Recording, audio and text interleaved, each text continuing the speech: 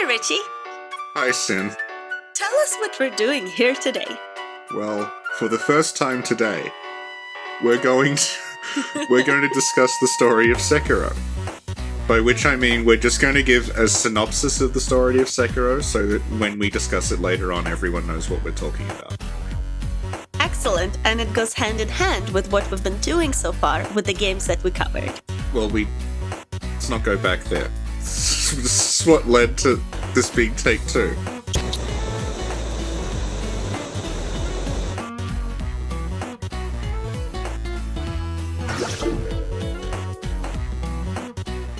Take 3. Hi, Richie. Hi, Sin. What are we doing here today? Well, we're discussing the story of Sekiro. Okay. So, this is set in an, concrete historical period. It's supposed to be set in the real world. Mm-hmm. But the characters in it and the precise setting of it is not a real place. So it's set in a place called Ashina, which is... No, it's set in what it calls the land of Ashina, meaning it's the land that belongs to the Ashina clan. Right. Because Ashina clan was a real thing. Yeah. Yeah. So, Ishin Ashina, who is the leader of the Ashina clan, he stages a coup, and that's how he gets control of the land during the war.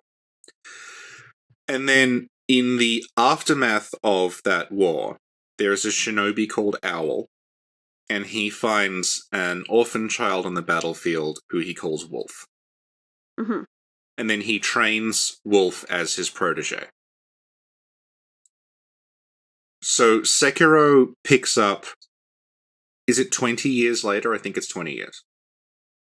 Are you sure it's 20 years later? Well, I think the narrator says 20 years later, but Wolf looks like he's in his early 40s. Well, he looks at least Lady Butterfly's age. Wow. Look, he's had a hard life, okay? Okay. So this is 20 years after Ishin's coup. The Ishin is now, he's losing grip on power. Mm-hmm. So, he conquered this land, but 20 years later, he's starting to lose control over it. And he has a grandson called Genichiro. Mm-hmm. So, the Ashina lands now controlled by Ishin and Genichiro. Okay. Wolf's... The beginning of the game is quite rapid fire and a bit confusing. So, Wolf at this point is the master... Oh, fuck, hang on. Okay. At this point, Wolf is guarding... No. This... Ah! Okay, take 18. So, at this point, 20 years later, Wolf's master is a young noble called Kuro. Right. And at some point, in between the initial Ishin coup and now, Owl has died and Kuro has been kidnapped. So you start off, Wolf is at the bottom of a well, he's been thrown in there by the Ashina. And they say that we didn't need to lock him up because he's lost all will to live. So he's not a threat. Aww. Then... Why did he lose all will to live? Because Kuro's been kidnapped, and Owl's dead. Aww. So, Wolf then escapes from the well. And he meets with Kuro, who he discovers is being held in a tower by the Ashina. Okay. And he learns that Kuro being kidnapped was overseen by Genichiro Ashina. So the Ashina want Kuro for some reason. Uh-huh. And Kuro says to Wolf, that they need to escape from Ashina and that Kuro needs to escape from his fated bloodline. So there's something special about Kuro that the Ashina want. Something special about his blood? Well, we're getting to that. We're Okay. getting to that. Okay.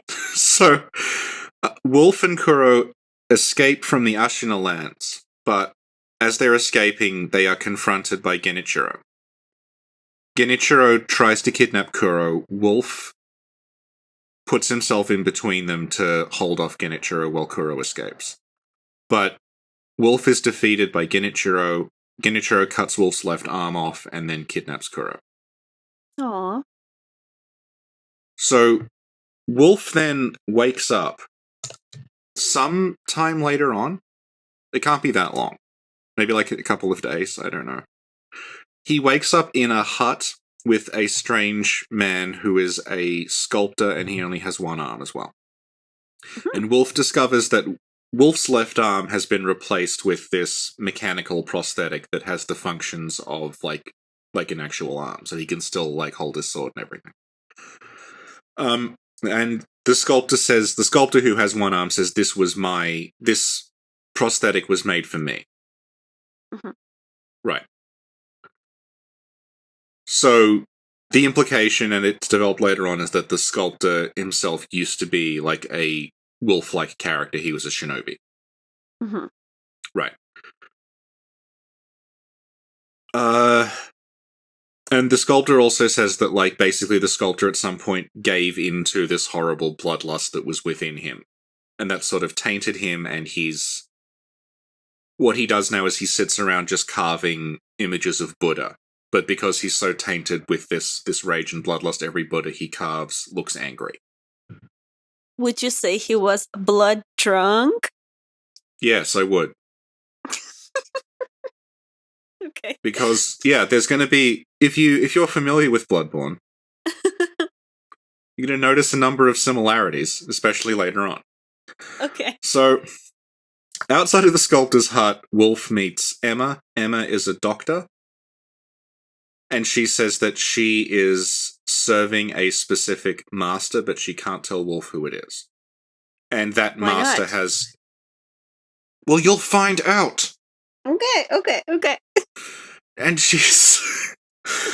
and that her master has ordered her basically to help Wolf. But she can't say who the master is. And she says that the reason Wolf came back to life after Genichiro presumably like killed him is that Wolf has something called dragon blood. And that she knows about dragon blood because she's a doctor who is researching an illness called dragon rot. Mhm. And she doesn't quite understand it yet, and that's kind of what she's doing. She is like Okay. studying the people who are infected with dragon rot, and it's somehow tied to Wolf's dragon blood, which is somehow tied to his inability to die. Richie, Yes. is Emma a Cirrus? I thought you were going to say, like, is Emma Yosefka? No, that's ridiculous. No, we meet Imposter Yosefka later on. Anyway. Yeah. So, also outside the sculptor's hut Answer is the question, Richie. Is Emma a Cirrus?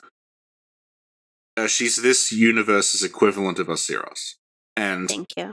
if they crossed over and touched, the universes would both be destroyed. What if they cross over and touch and then Dark Souls 4 is created? Well, that's not the ending anyone wants. It's the same as the universe destroying. Outside the hut, Wolf also meets a guy called Hanbei the Undying, Mm-hmm. who is kind of like Wolf in that you can't kill him, and he says, like, I just want to die, but I can't, and I'm not the only one who's like this, and he says, like, I'm infested with something. So, like, the people who can't die are called the Infested. So from this point onward, if Wolf is killed, like during gameplay, he will see a weird vision of Kuro saying, take my blood and live again. Mm-hmm. And if you talk to Emma after that, Emma will say that is tied to, like, Wolf's dragon blood, and it's tied to the strange grey marking that is on Wolf's face. Mm-hmm. So there's, like, this grey sort of, what if the dark sign was grey? It's that. So that's kind of like growing over his face as a result of his immortality. So if he dies and comes back too much, that causes the dragon rot that Emma talked about to spread. So we'll assume at this point that you died a bunch and the sculptor got dragon rot. So you then go back to the shrine and you'll find the sculptor is coughing up blood. And he says, "My blood has gone stagnant." And then Emma says that the stagnant blood is the key to researching dragon rot. So if Wolf finds any more people who have dragon rot, he should take a sample of their blood and give it to her so she can help research it. So Wolf learns that the Ashina still have Kuro. Luckily, he's still in the Ashina land, so he heads off to Ashina Castle. On the way there, Right. Somehow, he sees a vision of Emma and Kuro. Oh, is it those like Deracine, like the shadows? Or you just see like it's whatever? like an outline of them, and if you touch it, you get like a recording of a conversation. So Emma and Kuro were somehow connected. And as he pushes further into Ashina, he encounters a large man with glowing red eyes. So clearly, like, there's something supernatural going on in Ashina.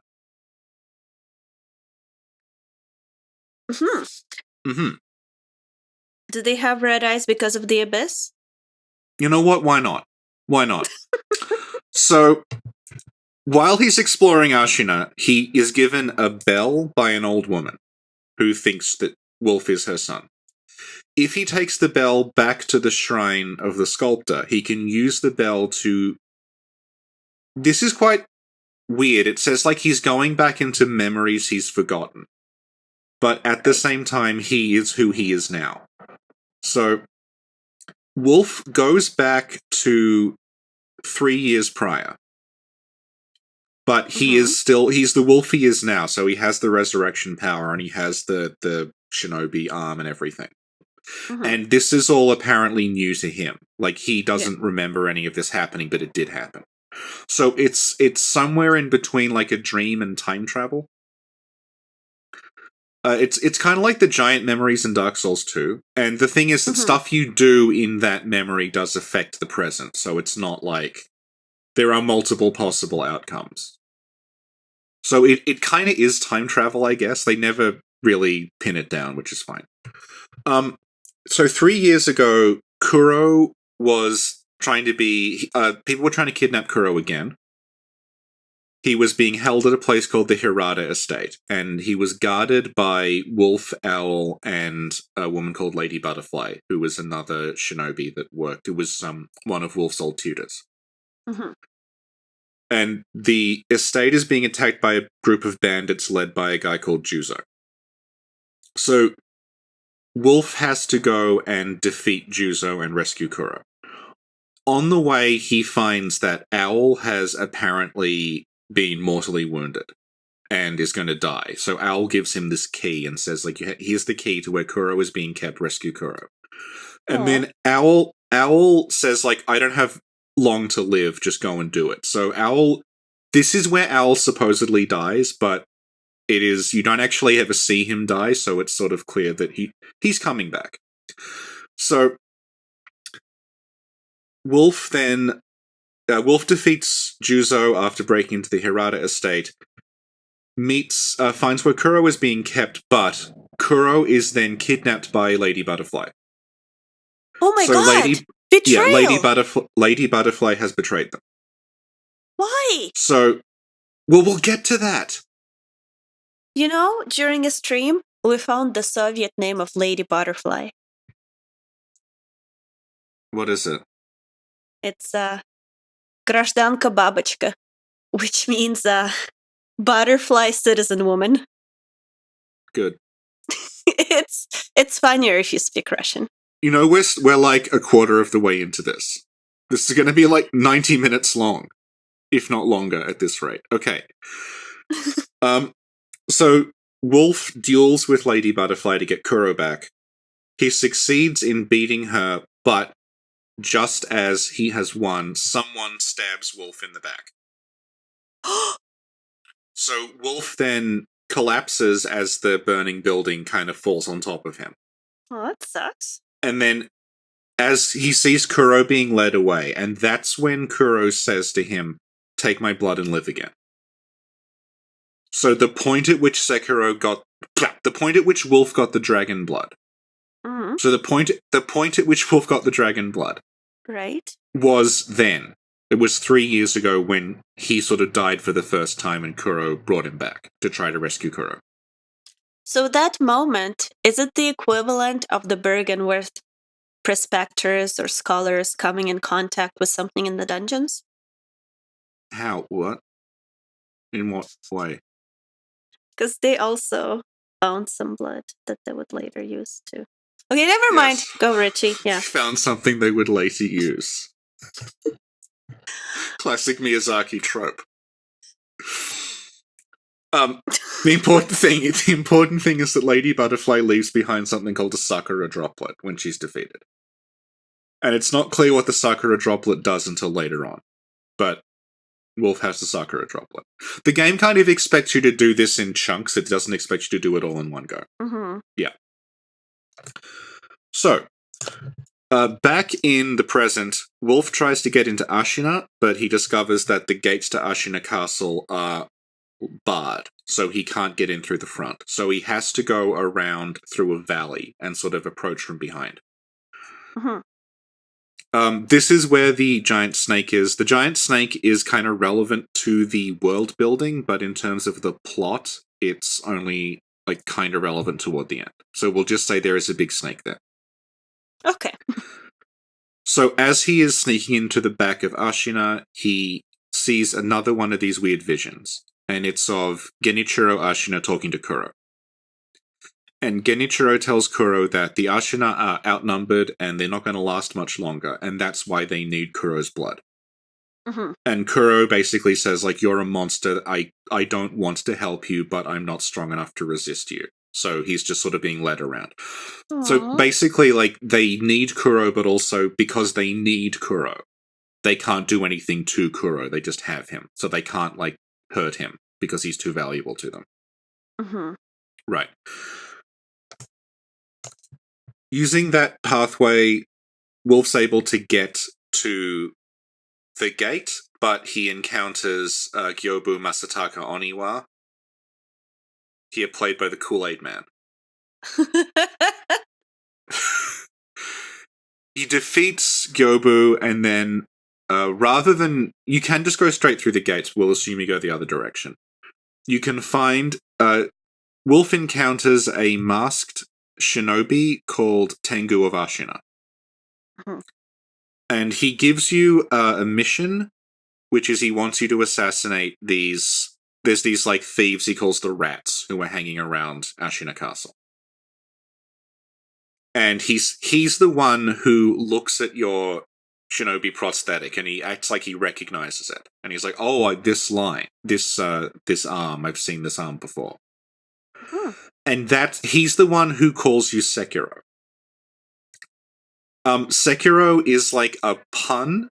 In Japanese, it means like half a wolf, as in like you're half person, half mechanical arm. Doesn't quite translate very well, but they just kept it.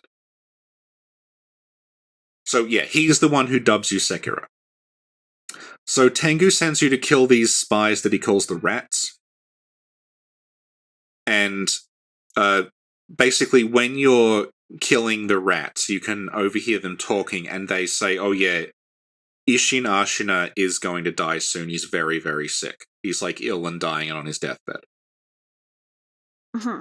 So that's your tip of, okay, like Ashina's in serious trouble because Ishin's dying. And not only are they losing the war, but Ishin is dying. Keeping in mind, this is 20 years later, so Ishin is no longer like in his prime. He's like in his like 60s or 70s. So Sekiro, Wolf, we'll keep calling him Wolf. Wolf makes it to Ashina. There is a There's just basically like a filler boss before the gate who is a giant bull that the Ashina are going to use in the war. They've got this enormous bull that's like the size of like a tank, and they've attached huge burning lots of straw to it, so it's like this fireball running around. Mhm. And they basically talk about how like the Ashina are so desperate that they've like created this monster thing that they're going to use to fight the war for them. So like they're desperate enough that they're just basically like setting a bull on fire and sending it Yeah. into the enemy. Yeah. Yeah. So having made it through the gate, Sekiro sees another one of these weird visions. They're never explained. I don't know what the story behind them is. It's like in a science fiction game where they just leave audio logs lying around. Here they can't have audio logs, so it's just like it's just there. Maybe that is an audio log of that land or whatever. The Shinobi audio log. Yeah, yeah. Yeah. And this vision is of Emma taking Kuro to the top of Ashina Castle. Why is she taking him there? I'm trying to imagine watching a movie with you and just being like, why is he doing that? Who's that? Why? Well, if you wrong. wait, it will be explained. So, okay. This means your next destination is the very top of Ashina Castle. Luckily, you have a grappling hook. So you go all the way to the top of Ashina Castle, and you meet Genichiro. And Genichiro and Emma and Kuro are all together. But wait a minute. Isn't Emma back at your hub? Yeah, that's going to be revealed. Okay. This does make sense. Okay. Okay. So Emma and Genichiro have a discussion about Ishin, and it looks like Ishin is going to die very soon. Emma's saying it's a miracle that Ishin is still alive. Genichiro then tells Kuro, like, you have to give me the power of the dragon blood, and Kuro refuses. Why can't he just take it? Because, they established this later on, but basically because Kuro is of this divine heritage, he can't be wounded. Oh, okay. Like, there's no way to actually physically hurt Kuro.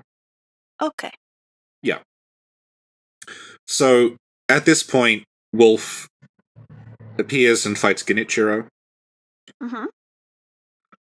After you deal enough damage to Genichiro, he goes into another phase. It's kind of like Ludwig, you get a little cutscene in between them, and he says that he's willing to do anything to preserve the legacy of the Ashina, even if it's heretical.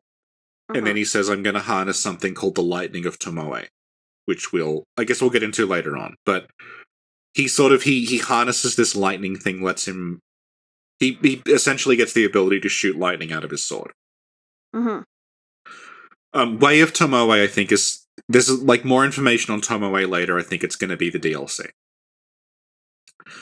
So, Sekiro / Wolf is able to defeat Genichiro. Yeah, but you skipped a very important detail here. That he's hot now. Yeah. He is so fucking hot. The way in which Genichiro enters phase 2 is that parts of his armor fall off one after another, quite slowly. And then he stands up and poses, and you get to see, like, shirtless Genichiro. His hair is hanging down. There's, like, very dramatic lighting. You can see, like, you get a nice, like, torso shot of him. He's extremely pretty. And this has led several people I know to dub him Lightning Boyfriend.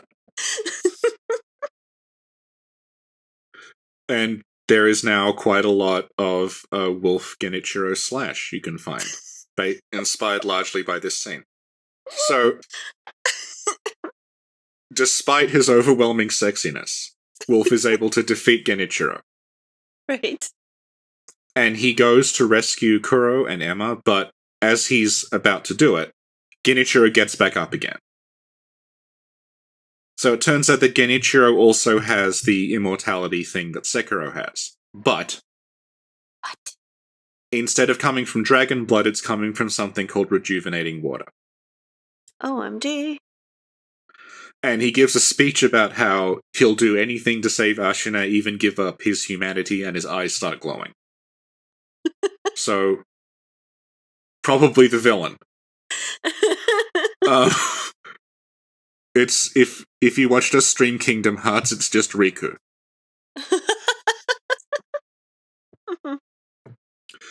So, Genichiro then jumps off the top of Ashina Castle, so you don't fight him again. He's still alive, but he's gone. Emma then reveals that the master she is working for is Ishin Ashina. And that, so like, Ishin was opposed to what Genichiro was doing, and Ishin actually sent Emma to help you. Okay. Okay. Is Genichiro aware of that? No, I don't think he is. Okay. Well, I don't know, because they don't like each other. So it's possible that they're just feuding. It's probably explained in some line I didn't see. Anyway. Okay. So Emma explains that Ishin, unlike Genichiro, doesn't want Kuro's blood. And she reveals that, okay, a lot of the mysterious help you've gotten throughout this journey actually came from Genichiro. Actually came from Ishin. Oh, that would be an extra plot twist if the help came from Genichiro. Lightning Boyfriend was helping us all along. So she reveals that Genichiro's immortality... He just straight up ignores me at this point. Because I'm looking at the time. This thing is like... Oh god, okay. So... She reveals that Genichiro drank the rejuvenating waters. Rejuvenating waters are something that is connected to dragon blood, but is not dragon blood. So Genichiro is immortal, but doesn't have the dragon blood. And she says that there was a lot of research done a long time ago on how rejuvenating water and dragon blood worked, but it was all lost. And this ties into, like, a similar... a thing that the Souls games did, where it's like everything you're doing has happened before. So a lot of the, like, older characters in Sekiro are kind of like the analog of the characters in the game now, which we'll get into later on. Right. So, Emma also explains she... we'll assume at this point that you understand, like, you have dragon blood samples. So we'll assume at this point that you've got a dragon blood sample for Emma. If you give it to Emma, she will test it, and she says that the source of dragon rot is actually Wolf. Because what happens is every time Wolf dies and comes back to life, he sucks the life out of the world around him, and that's what's making everyone sick. And if you go into detail with her, she will talk about how, like, there was a dragon rot outbreak earlier. Like, these events happened before there was another divine heir and more dragon blood and more dragon rot. So, she's basically trying to recreate what cured it the first time. So, now that Wolf and Kuro are reunited, Wolf says, okay, Kuro, we have to leave Ashina. Then Kuro says no, because Kuro's blood is causing people to become immortal, and that immortality is leading to the dragon rot and the horrible stagnation of the land. So Kuro says that, like, the world is not safe as long as I exist in it.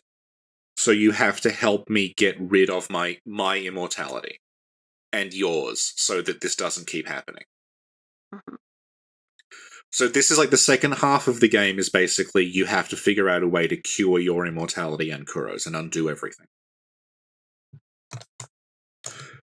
At this point, you can use the grappling hook to explore more of Ashina Castle, and you can meet Ishin Ashina. And he says he thanks you for defeating Genichiro.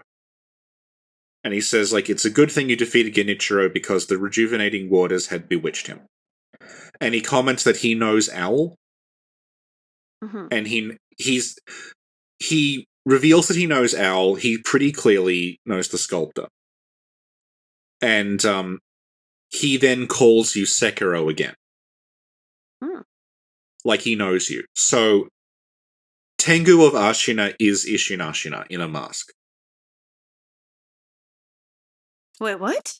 Yeah. Tengu of Ashina that you met before. Yeah? Is like Batman. He's just Ishin Ashina in a mask. Why? I guess to help preserve Ashina without Genichiro knowing. Uh-huh. Basically, the reveal is that, like, the first time this happened, the Sculptor was the wolf character. He was a shinobi who became obsessed with blood. And it became, like, possessed by this rage. And Ishin was the one that cut his arm off to, like, stop him from hurting people. And then Ishin gave him the prosthetic arm, which is why he recognizes it now. Mm-hmm. Right. Then Ishin explains that the lightning of Tomoe that Genichiro was using was a technique that Genichiro used from his mentor, who was a woman called Tomoe. And that she was the only person who came close to ever defeating Ishin in combat. Mm-hmm. Ishin also says that the way to end the immortality of Kuro and himself and Genichiro is to find something called the Mortal Blade. Mm-hmm. So the Mortal Blade is a weapon that can kill people who can't die otherwise. Okay. And he says the Mortal Blade is in a place called Senpo Temple. So you also learn about the previous Divine Heir from the previous time these events happened, who was called Takeru. And they say that Takeru was a Divine Heir who disappeared. Was like basically just a similar character to Kuro. Takeru was trying to reach a place called the Divine Realm. And Takeru disappeared, presumed dead. So the game then becomes a series of, like, fetch quests where you have to go get the Mortal Blade. And you have to figure out a way to get to the Divine Realm. In order to get to the Divine Realm, you need to make a thing called Divine Incense that requires the fragments of a tree called the Ever Blossom. And also a rock that has been to the Divine Realm at one point. So recapping the story at this point becomes quite confusing because there's so many different things. Mm-hmm.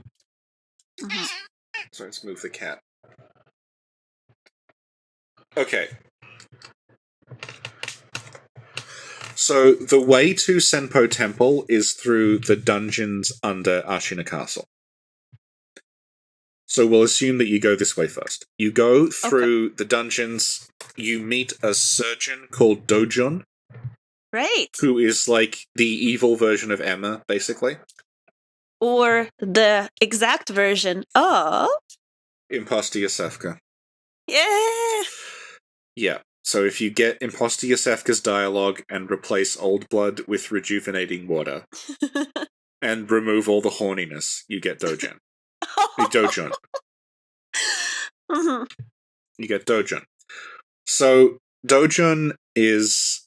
He's a doctor. He is in the dungeon experimenting on people with the rejuvenating water that is the same thing that Genichiro was using. Mm-hmm. And there is a side quest where you can send NPCs to him and he will give you items in return. So, after going through the dungeon, Wolf reaches Senpo. As he approaches Senpo, he hears the voice of a little girl saying, "Stay away from here, the monks of Senpo have abandoned Buddha and are now searching for immortality." And as you move through the Senpo Temple, you encounter these monks that they are in this, like, kind of like Maya Ligarius. They're in this, like, mummified state, but there are huge centipedes crawling out of their bodies. Oh, snap. And if you kill them, they just come back to life again. Because they have succeeded in finding immortality, but it has corrupted them, and their blood now curdles with unsightly vermin. Did you say vermin? I quoted Volta's exact line. Because it's the same thing! So, as he presses further into Senpo, he encounters a guy called Armored Warrior, who is someone, presumably, they say he approached from the South Seas. The idea is he's a guy from Europe. Mhm. And he's wearing, like, plate armor. He's not a samurai. And he's got an enormous two-handed sword. Mhm. And when you defeat him, he shouts, "Robert," as he's falling. Which is a callback to an item you get in the early part of the game that says a guy and his son called Robert went to Japan seeking the rejuvenating waters because Robert was dying. Mhm. So that is presumably the father of Robert. Mhm. So upon finally reaching the center of Senpo, Sekiro/Wolf uses a bell to travel to a place called the Divine Realm, which is kind of like Archdragon Peak. It's just this like misty place that you can't get to by normal means. There he receives the Mortal Blade, and he gets it from the little girl who spoke to him on the way to Senpo. And she is called the Divine Child. And it's revealed that what happened was the monks of Senpo were trying to create their own version of Kuro, to create their own divine heir. And they did it by getting sick children and filling them with the rejuvenating water until one of them kind of successfully became immortal. So, were they the healing church of this land? Yes. Yes. Yes, they were. So all the divine children, all the children they were experimenting on died except this one, and she is guarding the Mortal Blade. And she says basically like she was sealed away to stop the monks from getting the Mortal Blade, to stop anyone from getting the Mortal Blade. Okay. And she says you cannot touch the Mortal Blade without dying. So don't try picking it up. Well, perfect, because we can resurrect. Exactly. What are the odds? So Wolf is able to wield the Mortal Blade because he can come back to life after dying. So once you get the Mortal Blade, it lets you kill the monks that have the centipedes in them. Oh, snap! It's not technically it's not like a different weapon, it's like you get additional moves you can use. So you get like an extra death blow attack you can do that kills things that can't otherwise die. And you also get like a Mortal Blade attack that's like a it uses the ammo that the prosthetic uses. Mm-hmm. It's similar to, I guess, like the weapon arts in Dark Souls 3. So, you now have the Mortal Blade. Yay! So back Excellent. to getting the stuff for the divine incense to travel to the realm. So one of the things you need is where the waters are pooling at the bottom of a valley. As I walk to the valley of the shadow of death. Yeah, you meet Coolio. Mm-hmm. You travel to the bottom of the valley. I'm skipping over a lot here because the travel to the bottom of the valley, nothing really happens. It's just very long. Mm-hmm. Okay. So you get shot a lot, and the bottom of the valley is an ape.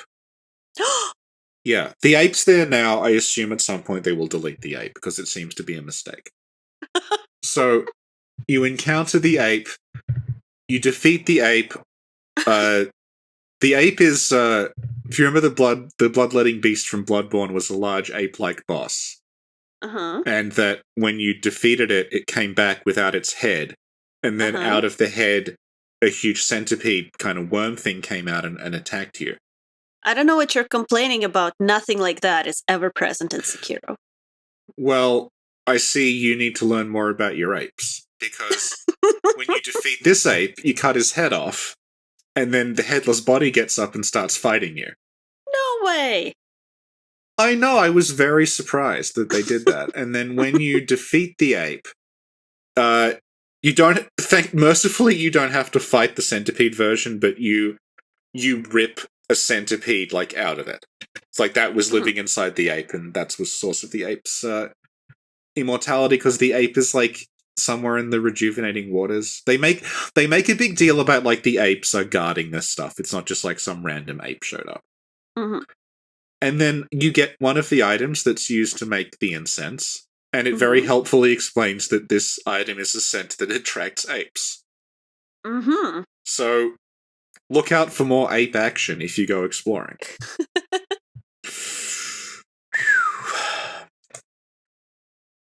So another part of the incense you need is in a village that is underneath Ashina. So this involves going all the way back to the well that you started the game in. And now that you have the prosthetic, you can climb up a wall. And you head down this enormous kind of abyss thing.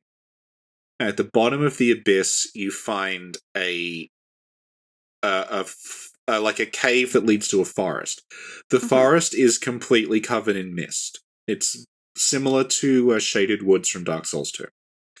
And also like Shaded Woods from Dark Souls 2, there are constantly spawning like kind of ghost enemies there. So you fight off these waves and waves of ghosts, and at the center of the mist you find that there is something playing a flute. You follow this flute sound, and locked inside this kind of, I guess like not really a pagoda. I'll just say it's a pagoda. Some sort of building. Okay. There is a very strange looking, looks like a human crossed with a catfish. Yeah. In like a robe. If you imagine like a humanoid version of Fragment is in there, playing this flute. I kind of thought they looked a bit like the slime scholars from Bloodborne. Yeah. Imagine Fragment went to Bergenworth. That's what you get. So that is not a very difficult fight because he doesn't really do anything. And upon defeating the catfish person, the mist goes away and you can progress. On the other side of the mist is a fishing village where there are altars with slugs on them. And there's like parties of people with like spears and kind of hunched backs walking around. Does that remind you of a DLC you may have played before? Yeah, the Mighty Number 9 DLC. Yeah, I was thinking the same thing. Yeah. So you move through that area. It turns out all the people in there, if you kill them, they come back to life again. Because they have in them this rejuvenating water. Everyone comes back to life, though. They come back to life without you resting at an altar. Oh, yeah. I see. Okay. Yeah. Weird. That's also where you meet the guy that's channeling his inner Mikolash. He's like hidden in a house. Oh, with the basket on his head. Yeah. Yeah. That was a that's not specifically a Mikolash thing though. That's like a Japanese thing. The basket on the head. Oh yeah? Yeah. Is it more of a vulture?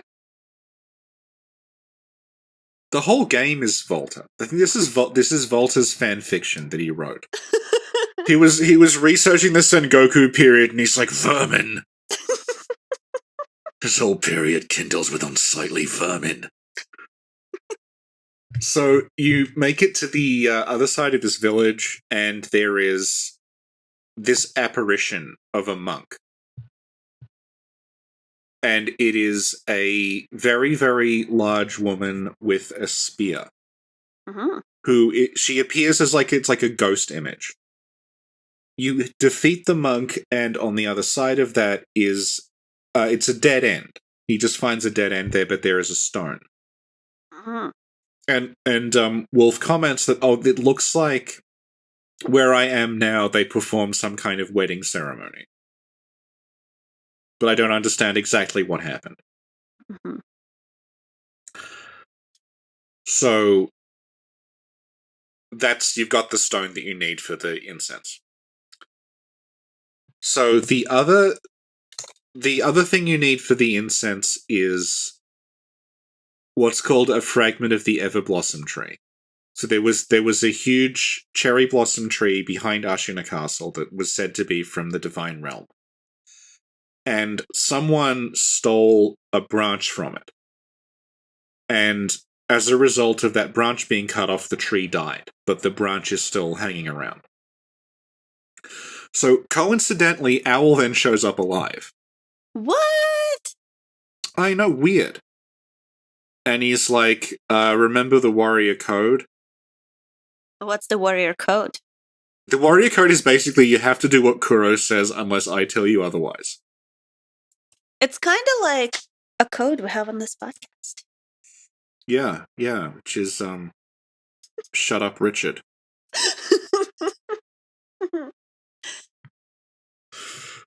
So, Owl then reveals that he wants Kuro's blood for himself. Mm-hmm. And if you kind of like put two and two together, it's what... Actually, no, we'll get into it later on. Okay. So, Owl wants Kuro's blood. Mm-hmm. And then he's like, you have to obey me, you can't forsake Kuro. No, he says, you have to obey me because I outrank Kuro in the warrior code. Who made this warrior code, by the way? Sir Isaac Shinobi, inventor of the Shinobi. No. I don't know! But is it like Owl made the code? No, it's like meant to be it's like the Shinobi warrior code. I just like... Okay. So, you encounter Owl. Owl wants Kuro's blood. And he says, like, the warrior code says, you obey me, you don't obey Kuro. So you have a choice here. If you choose to obey Owl, the game just ends, and you get, like, the bad ending. Aww. If you choose to side with Kuro, Owl is like, what is this so-called love that you humans speak of? You're a shinobi. And then you have a fight, and Wolf kills Owl. Aww. That's sad. When Owl dies, he drops the branch from the Everblossom. Mm-hmm. So Owl was the one what took it. Ooh. And if you put two and two together, Owl is the guy that stabbed you in the flashback. No! Yes. I refuse to believe that. You refuse to believe that in this fantasy story about warriors, the the main character's father figure betrayed him. Yeah. In a shocking twist. Yeah. You'll need to Yeah. get me more proof than that, maybe in a subsequent podcast about Owl. Oh, God. So, you now have the fragment of the Everblossom. The final thing they need is the Sakura droplet that you got from Lady Butterfly. Why did she give it to you? She dropped it when she died. Did she just have it randomly, or? They talk about how the Sakura droplet comes into being when, like, an oath is broken. So I'm guessing the idea is that, like, when Owl betrayed everyone, like, that was the end of that oath. So the Sakura droplet was formed. Or something like that. Okay. So, you're all ready to go to the Divine Realm. The last thing you need is Kuro's blood. Mm-hmm. Because you have the Mortal Blade, you can cut Kuro and get his blood. Mm-hmm. So now we have gathered all of our MacGuffins. We can go to the Divine Realm. So the way you go to the Divine Realm is you go back to where you fought the monk, you go to the place where the marriage ceremony happened, and now, in an extremely odd scene, a huge pile of rope comes out of the sky and picks you up. And you realize that that is actually the hand of a gigantic, like, golem made of rope. Whoa. If you imagine, like, a stick figure made out of rope, but that's, like, the size of a skyscraper. And that then walks you to this, like, the side of a cliff. Uh-huh. You progress through there, fighting the catfish people. Okay, now, you encounter there the monk, like, the true body Richie, of the monk sorry. whose projection... Yes. Sorry, Richie. Yeah. Is the rope ever explained? It's just magic. Okay. best not question it. Thank you. Okay, we'll make rope explained. Okay, yeah, I'm looking forward to that. Yeah. Okay. Jesus. So you are now at the entrance to the Divine Realm. The monk whose projection you fought before is there. You have to fight her. She is also infested with vermin. Oh no. Sorry. I think they just say infested. They don't say with vermin. She's got a centipede in her, and you kill her and you get rid of the centipede. It's gone now. So this is also where the catfish people who were in the Misty Forest are from. So you see like the same catfish people. They're like playing flutes and sort of like wandering around. This leads to the Divine Realm. On the way to the Divine Realm, you find this like it's like a child's body sort of fused into a wall. I'm pretty sure that's supposed to be Takuro. That's like the previous Divine Heir, the previous Kuro, like traveled to the Divine Realm here. So you use the path that the path that Takuro took to the Divine Realm. And there you find a bunch of dragons. Okay. The dragons look like they connected to the Mist Noble people, the catfish people. They look like if it were a Pokemon, it would evolve from the catfish person to the dragon. And they're called the Dragons of the Tree.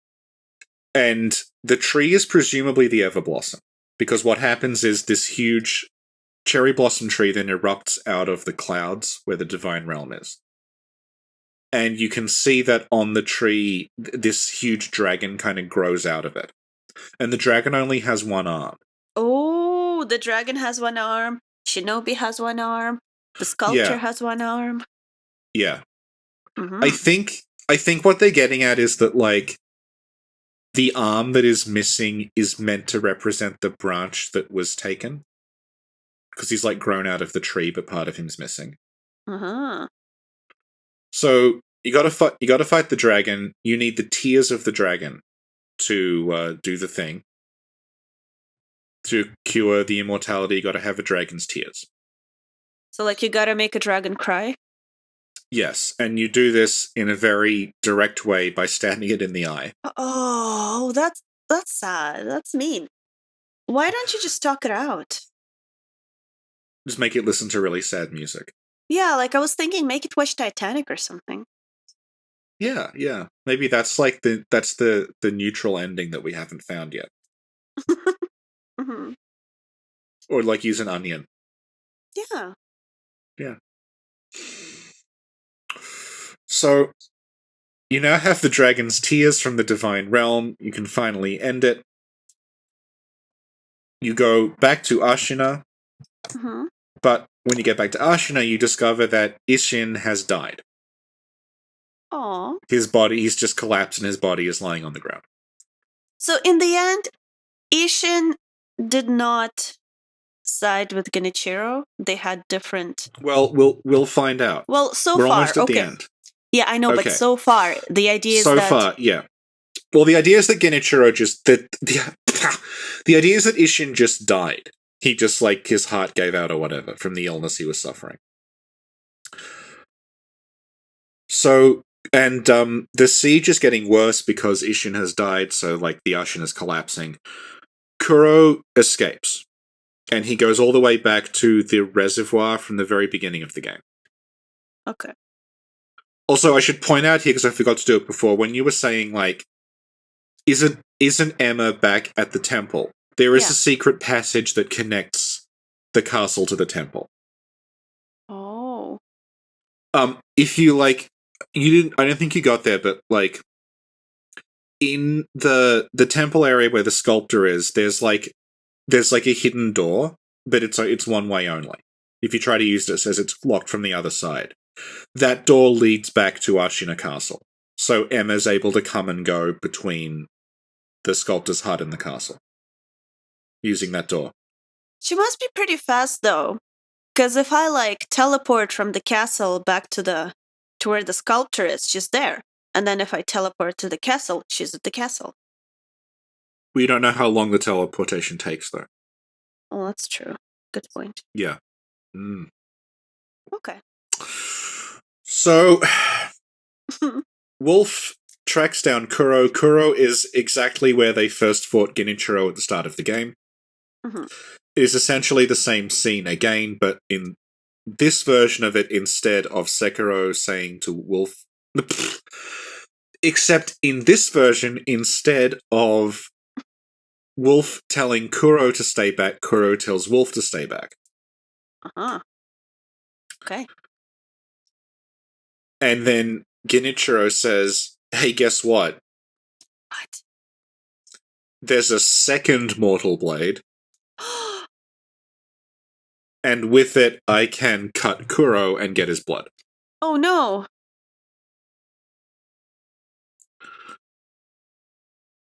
So, Sekiro and Genichiro duel with their respective mortal blades. Sekiro's is red, Genichiro's is grey. Genichiro goes down pretty quickly. He only has, like, one little health, like, circle thing. But, oh no, when you cut him with the mortal blade, Ishin Ashina crawls out of the wound. Like,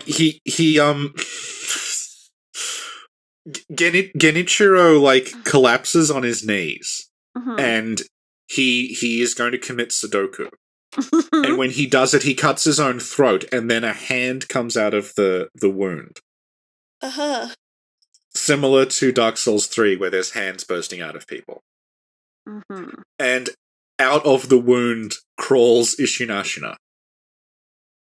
So has Ishin Ashina been wearing Genichiro the entire time, like Cannibal wore that face mask in Silence of the Lambs?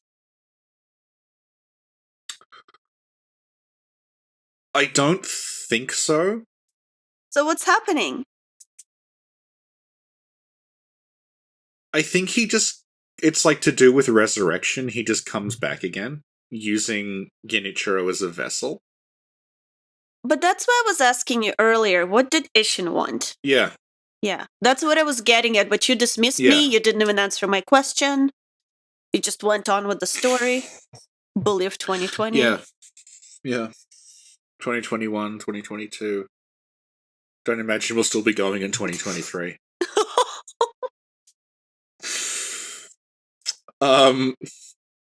So you then have to fight Ishin. But you're still not answering my question. I don't know what Ishin wanted.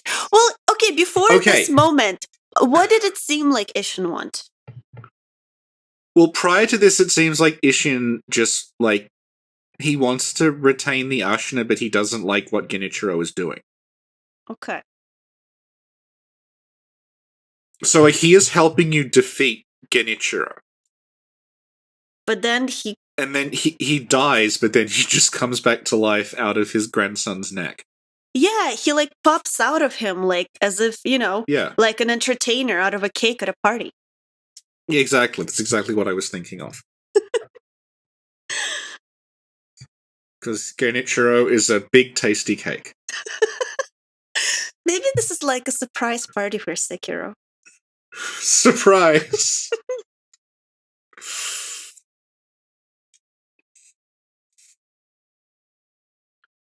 I guess, like, it could be to do with the way that Dragon Rot works, where, like, Ishin's able to resurrect by stealing the life force of Genichiro. But didn't Genichiro say that he's summoning his grandfather now or something? Or am I imagining this? Yeah. So, okay, you see, you admitted this, and if I didn't mention, were you just not going to say anything about this? But what? But does Genichiro say, like, I'm summoning my grandfather now by committing suicide? I don't remember, I'll have to look. Okay, well, we have to look now, because this is important. Oh, Jesus, God, Richie. okay. You know, I've had to play all of Kingdom Hearts, okay? I haven't had a chance to really dive deep into Sekiro. Been too busy building gummy ships.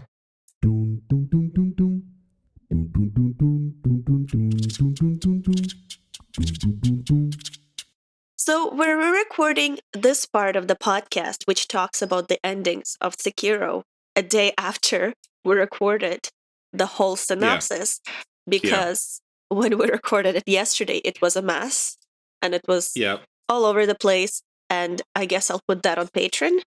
And what you'll hear now is Rich's interpretation of the endings after he had a good night of sleep. And No, I didn't. That was no? you. Oh, after I had No, a good night of sleep? you had a good night's sleep. We recorded this morning for me. It's now like 1 a.m. for me that night. Okay. I've just had a day of like going over stuff and realizing I missed a couple of things. Okay. And also that we kept confusing Genichiro and Ishin because their names both have an I sound. Excellent. Even though I know that they're different characters.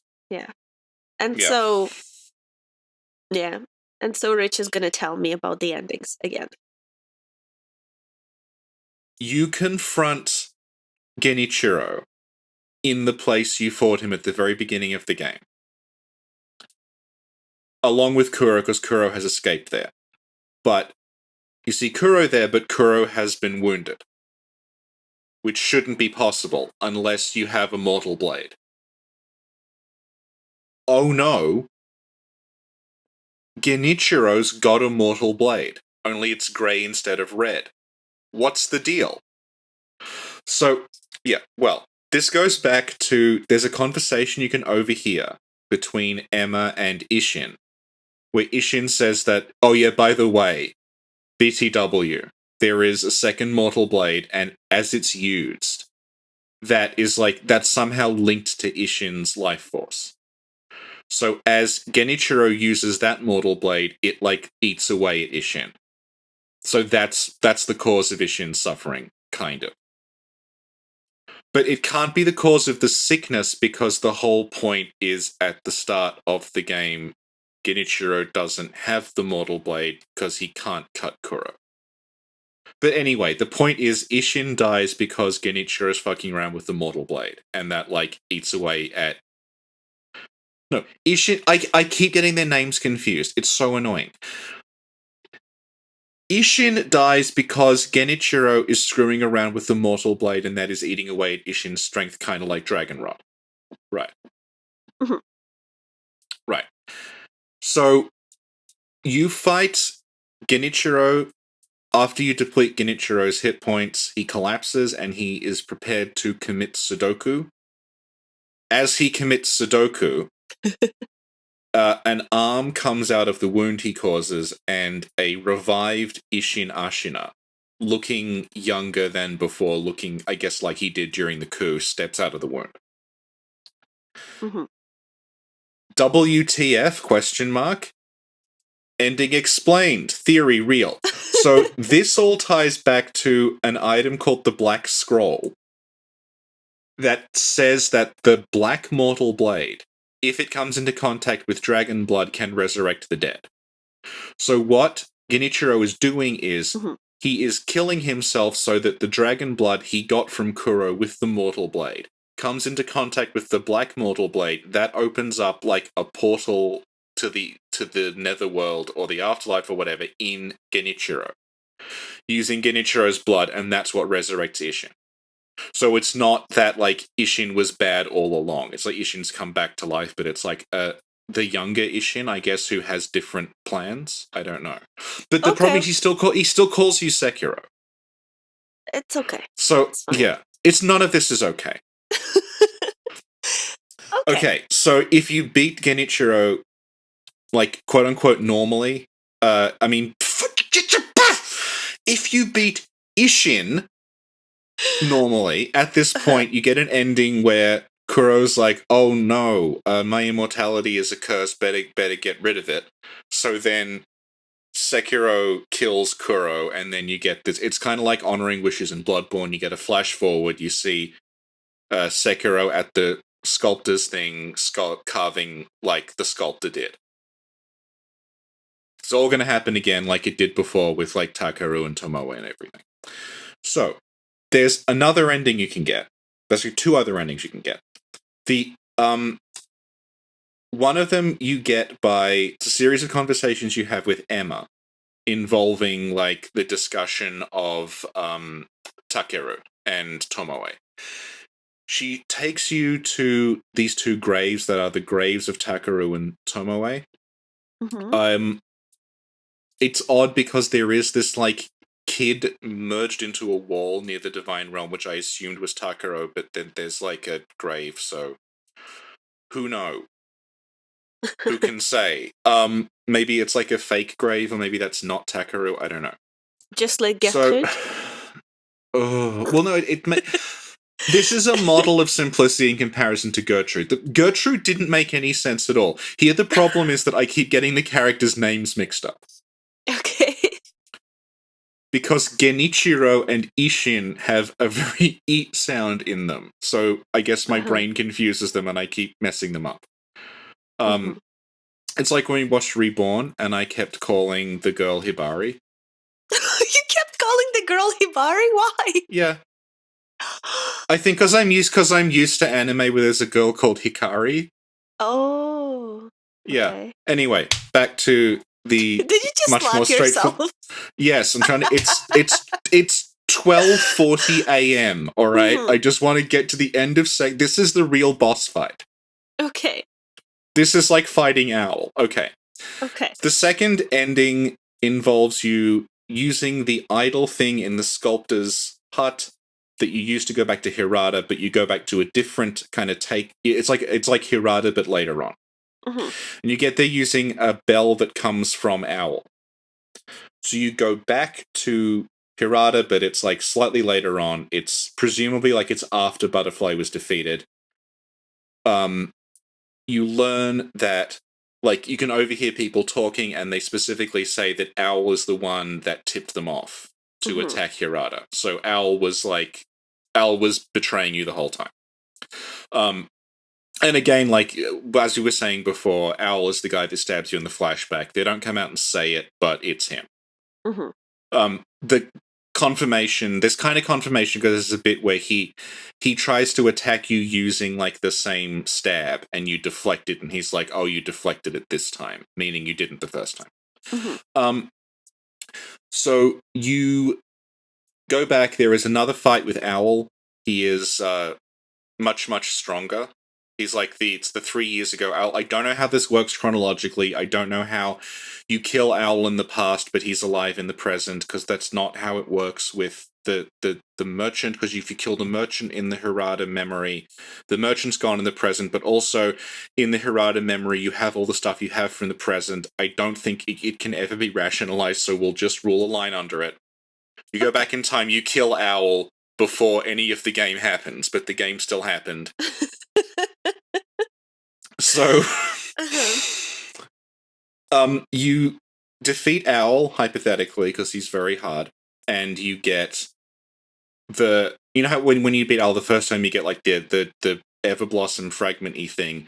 This time you get like, it's the same, I think it's the same branch, but it's like, it's an earlier version, so it's like in better condition, it still has flowers on it. Whatever. The point is, you get that ties into, that then leads to another ending, where you use that to cure Kuro's immortality, but you die.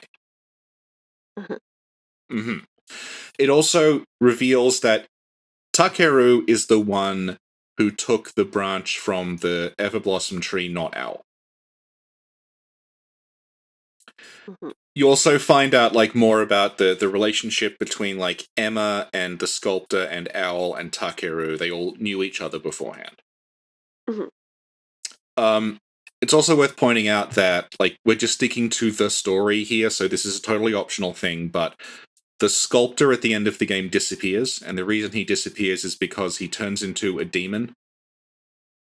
He becomes an optional boss called Demon of Hatred, and you can fight him if you so choose. The idea being that he gave into his hatred. Yeah. Yeah, and if you take the ending where you side with Owl, you kind of give into your hatred as well. You become the demon. Then there is the the fourth ending. Okay. That involves the divine child who is at Senpo. There is a quest involving rice that I won't go into, but the gist of it is you need these 2 bits of dead snake. Mm-hmm. One is from the live snake that attacked you in the valley, so you got to go kill that. It's basically the wyvern fight from Dark Souls 3. You just fall on it and kill it, but you have to find the place to fall on it. Second one is there is a dried snake body part thing in a little temple thing. You have to go get that. That ending produces at least to another ending where like Kuro survives and Sekiro survives, and he leaves with the divine child from Senpo and says like, there's more adventures, let's go find the dragon. And then it says the end ? It doesn't. And that leads directly into Sekiro 2, the Miami connection. Excellent. Yeah. And like we were saying yesterday, there's going to be DLCs about Lady Tomoe, you think? And I was saying maybe this leads into it. And I was saying, yeah. Why are you interrupting me? So you were saying perhaps there's going to be a Lady Tomoe DLC, and I was saying perhaps that ending leads into a DLC when we recorded this part of the podcast yesterday. Yeah. They make a big deal out of Tomoe. Basically, like, the events of Sekiro roughly already happened. Like, prior to that, there was Dragon Rot, there was a Divine Child, and, like, the Sculptor was the shinobi with the one arm who gives into his bloodlust. The Doctor was Dogen. Like, Lady Tomoe was, like, a samurai, and, like, they all sort of have, like, the older characters or the dead characters in the game are, like, analogues to the current people. So, it would be extremely surprising if the DLC did not involve, like, them patching in an item that you used on the Buddha in the Sculptor's hut to go back and, like, meet Tomoe and Takeru. Yeah. Okay. Thank you, Richie. Thank you, Sin. I guess it's all for, like, the story. Like, we didn't really go into any characters. And like I said before, I think that the meat is going to be in the individual characters. It's not going to be in, like, story explained. Because the story is just, like, people betray you and there's warrior codes and revenge and immortality. And it's like, I mean, fine, whatever, but... You know, we're going to talk about the Sculptor, also known as Orangutan. You know, he's okay. He's got his charms. We're going to talk about your favorite. I'm meditating here! I'm trying to reach enlightenment! Hey, I'm trying to mummify myself!